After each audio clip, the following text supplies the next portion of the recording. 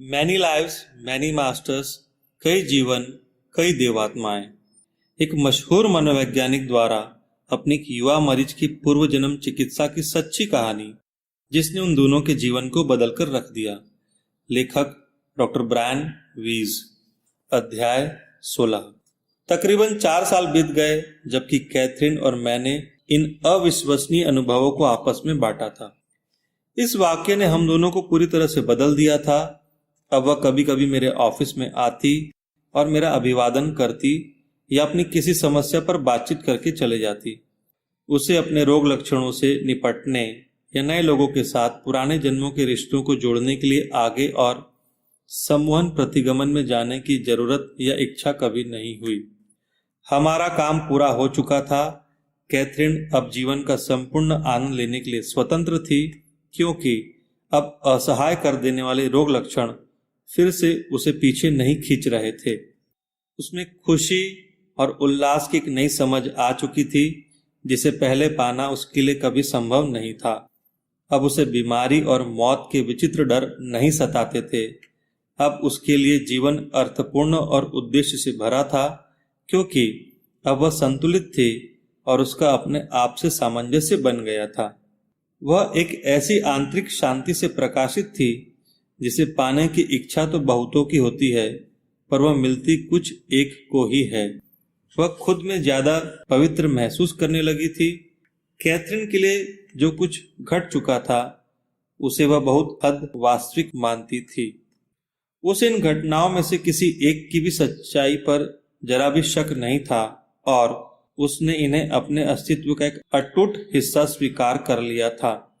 हालांकि मनोचिकित्सकीय धारणाओं के अध्ययन में उसे अब भी दिलचस्पी नहीं थी, फिर भी उसे लगता था कि जो कुछ उसे पता है उसे किताबें पढ़कर या लेक्चर सुनकर सीखा नहीं जा सकता है।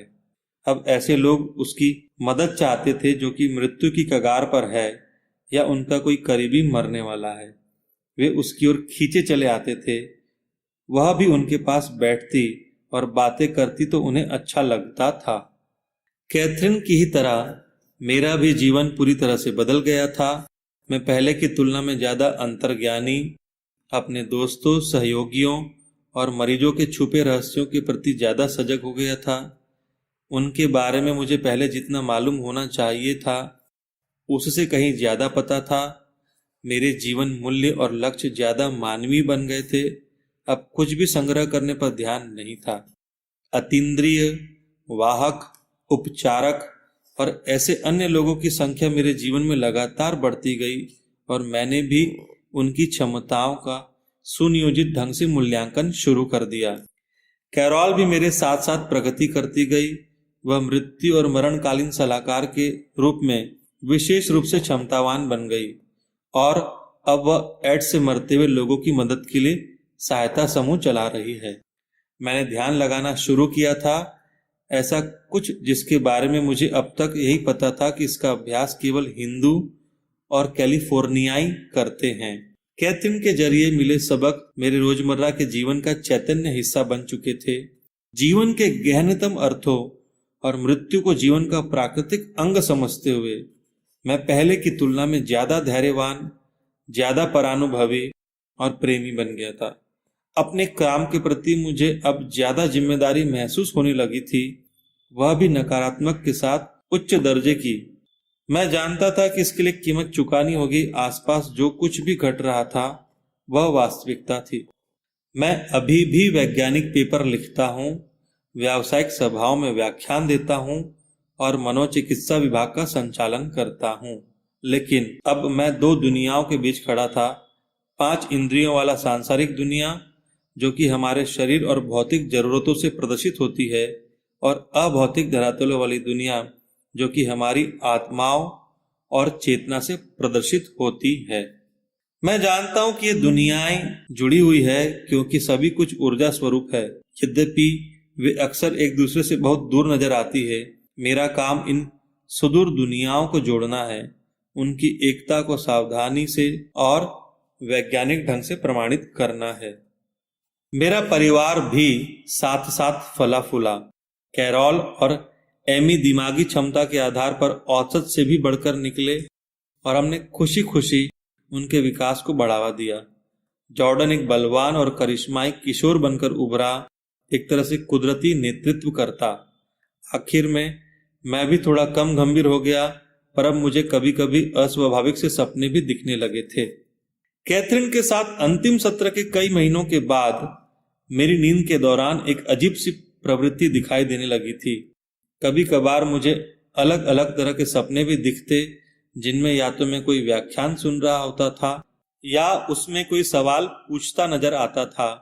जागने के बाद मैं कभी कभार सपनों की बातों को दोहरा पाता और कुछ को लिख भी पाता।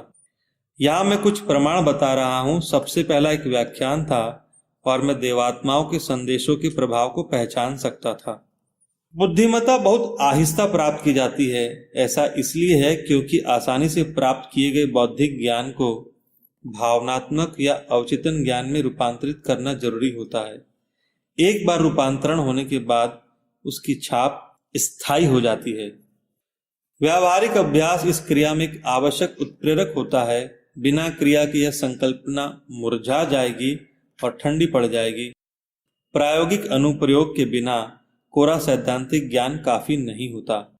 आज संतुलन और सामंजस्य को नजरअंदाज किया जाता है, यद्यपि वे बुद्धिमत्ता की बुनियाद है। सभी कुछ बहुतायत में किया जाता है।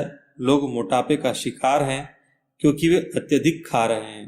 धावक खुद की और दूसरों की स्थिति को जुटलाते हैं क्योंकि वे जरूरत से ज्यादा दौड़ रहे हैं। लोग स्वार्थी हो रहे हैं। वे बहुत ज्यादा शराब पी रहे हैं, धूम्रपान कर रहे हैं। बहुत ज्यादा मेल मिलाप है या बहुत कम। आजकल बहुत ज्यादा स्याह या श्वेत सोच बन गई है। सब कुछ या कुछ भी नहीं, और यह सब कुदरत का तरीका नहीं है। कुदरत में एक विशेष किस्म का संतुलन है। पशु भी कम मात्रा में नुकसान पहुंचाते हैं। पारिस्थितिकी तंत्र भी संपूर्ण रूप में कभी खत्म नहीं होता। पौधे भी पहले ग्रहण करते हैं, फिर पनपते हैं। आहार के स्रोत पहले उनमें समाहित होते हैं और फिर उनकी आपूर्ति होती है। फूलों की सुगंध ली जाती है, फल खाए जाते हैं और जड़ें संरक्षित रहती है। मानव ने अभी तक संतुलन को समझा नहीं।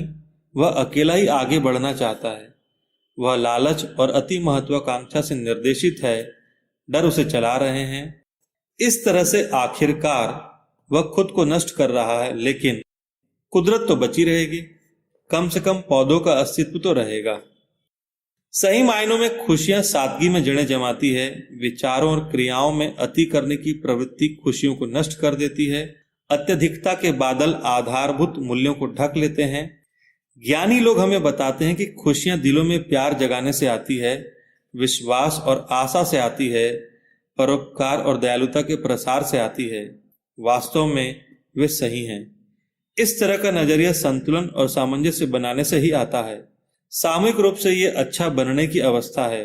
आज के दौर में ये सभी गुण चेतना की परिवर्ती अवस्था में हैं।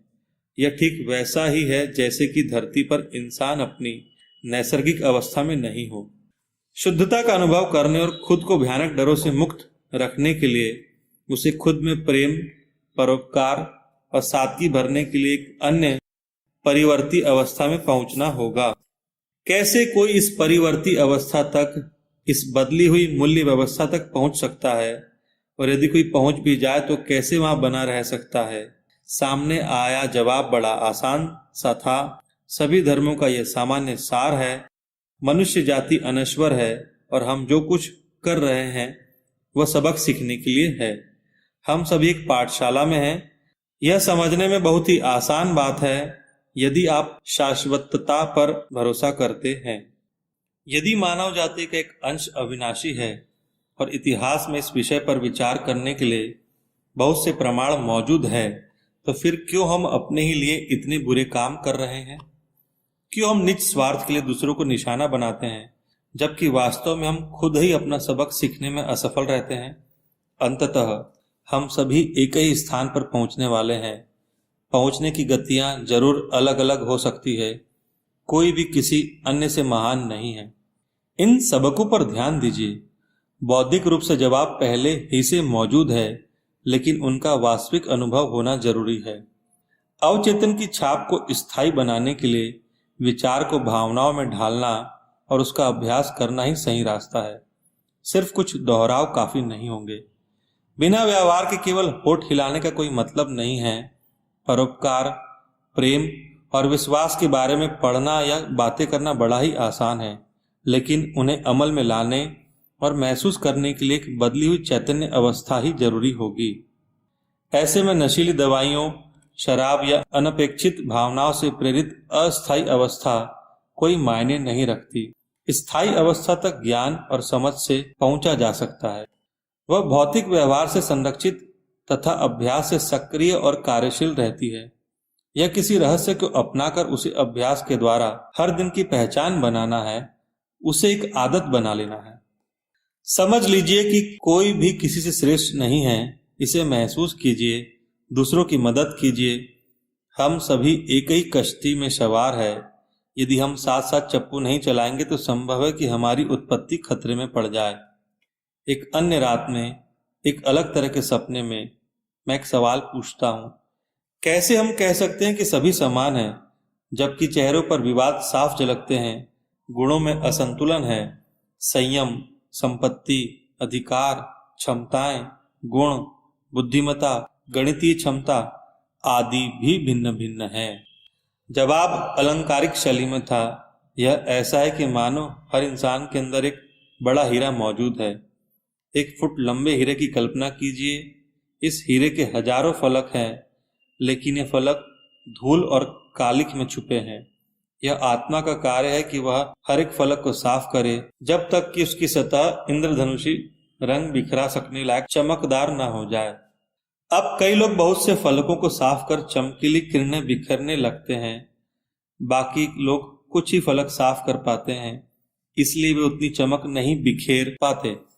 बावजूद इसके हर इंसान, महिला हो या पुरुष, अपने अंतर में धूल से सना एक ऐसा चमकीला हीरा छुपाए हैं जिसके फलक हजारों हैं।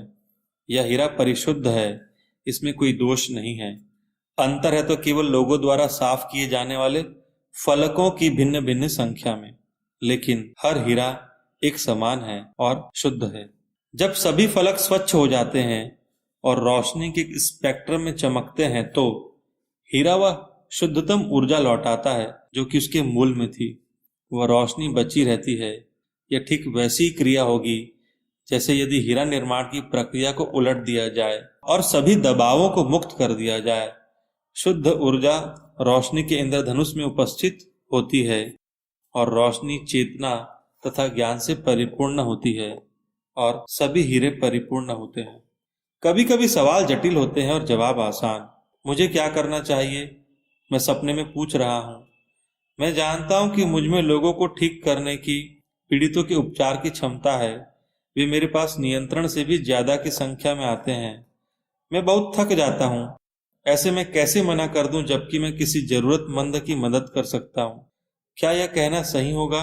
नहीं, अब बस बहुत हो चुका। जवाब आया था, आपका काम सिर्फ एक जीवन रक्षक बनना नहीं है। मैं जो एक आखिरी उदाहरण बताना चाहता हूं वह अन्य मनोचिकित्सकों को एक संदेश के रूप में है। सुबह के 6 बजे मैं एक सपने से जागकर उठा जिसमें मैं मनोचिकित्सकों के एक बड़े समुदाय के बीच भाषण दे रहा था। मनोचिकित्सा के चिकित्साकरण की दौड़ में यह महत्वपूर्ण हो जाता है कि हम पारंपरिक तरीकों को न छोड़ें। यद्यपि कभी कभार हमारे व्यवसाय के सबक अस्पष्ट होते हैं। हम उन लोगों में से एक हैं जो अभी तक अपने मरीजों से धैर्यपूर्वक व करुणा के साथ बातें करते हैं। हमारे पास यह करने के लिए अभी भी समय है। आजकल के दौर में औषधि विज्ञान की अन्य शाखाएं उपचार की इन पारंपरिक विधाओं को अक्षम, ज्यादा समय लेने वाली और अप्रामाणिक मानती है। कंप्यूटर से उत्पन्न रक्त की रासायनिकी से लेकर चिकित्सक मरीज के बीच की केमिस्ट्री तक, वहां तकनीक को सर्वोपरि स्थान दिया जाता है। आदर्शवाद, नैतिकता, व्यक्तिगत समीपता, संतुष्टि जैसे मानक आधार खो रहे हैं और उनकी जगह पैसा, क्षमतावान, दबे छुपे और संतुष्टि नष्ट करने वाले मानक जगह बना रहे हैं। परिणाम स्वरूप हमारे साथियों में अलगाव और हताशा भाव तेजी से बढ़ रहा है। मरीज भी जल्दबाजी, खालीपन और उचित देखभाल न होने को महसूस कर रहे हैं। उच्च तकनीकों से हो रहे इस भटकाव को हमें रोकना चाहिए, अपितु हम अपने साथियों के लिए एक रोल मॉडल हो सकते हैं। हमें यह जाहिर करना चाहिए कि कैसे धैर्य, समझदारी और संतुष्ट सेवा मरीज और चिकित्सक दोनों के लिए उपयोगी होती है। आपसी बातचीत में ज्यादा समय देना, शिक्षित करना, आशा जगाना और जल्दी ठीक होने की उम्मीद बढ़ाना एक चिकित्सक की वे क्षमताएं हैं जो उसे उपचारक बनाती है। हमें खुद को अपने साथियों के लिए एक उदाहरण पेश करना चाहिए। शोध में उच्च तकनीकों का प्रयोग आश्चर्यजनक और इंसानी रोगों और बीमारियों की समझ को बढ़ाने वाला है। तकनीक एक अमूल्य चिकित्सकीय औजार बन सकती है, लेकिन ऐसा हो तब। एक सच्चे चिकित्सक की नैसर्गिक व्यक्तिगत विशेषताओं और तरीकों को कभी प्रतिस्थापित मत कीजिए। चिकित्सा विशेषताओं में मनोचिकित्सा सर्वाधिक प्रतिष्ठा पा सकती है। हम शिक्षक हैं, हमें सिर्फ आत्मसात करने के नाम पर अपनी इस भूमिका को नजरअंदाज नहीं करना चाहिए, खासकर अब तो नहीं। मुझे अब भी वैसे सपने आते हैं, यद्यपि अब वे कभी कभार दिखते हैं, अक्सर ध्यान समाधि में या कभी कभार हाईवे पर गाड़ी चलाते समय, और कभी तो वे दिन में दिख जाते हैं। ऐसे में वाक्यांश और विचार और दृश्यावलोकन मेरे दिमाग में कौंध जाते हैं, पर ऐसा मेरे सोचने या मानने और चैतन्य तरीके से बहुत भिन्न होता है। वे सपने बहुत जल्दी जल्दी, बेहद समयबद्ध और मेरी समस्याओं या सवालों का जवाब होते हैं। मैं उनका प्रयोग उपचार में और अपने दैनिक जीवन में भी करता हूँ। मैं मानता हूँ कि इन संकल्पनाओं से मेरी अंतर्ज्ञान क्षमताओं का विकास हुआ है और मेरा हौसला बढ़ा है। जब भी मुझे लंबी दूरी तय करनी होती है तो मुझे उनसे संकेत मिलते हैं कि मैं सही दिशा में बढ़ रहा हूँ। मैं अपने सपनों और अंतर्दृष्टि की आवाज सुनता हूँ। जब मैं ऐसा करता हूँ तो सब कुछ ठीक ठाक होता है। जब मैं ऐसा नहीं करता हूँ तो कुछ गड़बड़ हो जाती। मुझे अब भी महसूस होता है कि देवात्माएं मेरे आसपास मौजूद हैं। अपने सपनों और अंतर्बोध पर उनके प्रभावों को लेकर तो मैं यकीनन कुछ नहीं कहता, लेकिन ऐसा होने का मुझे संशय जरूर है।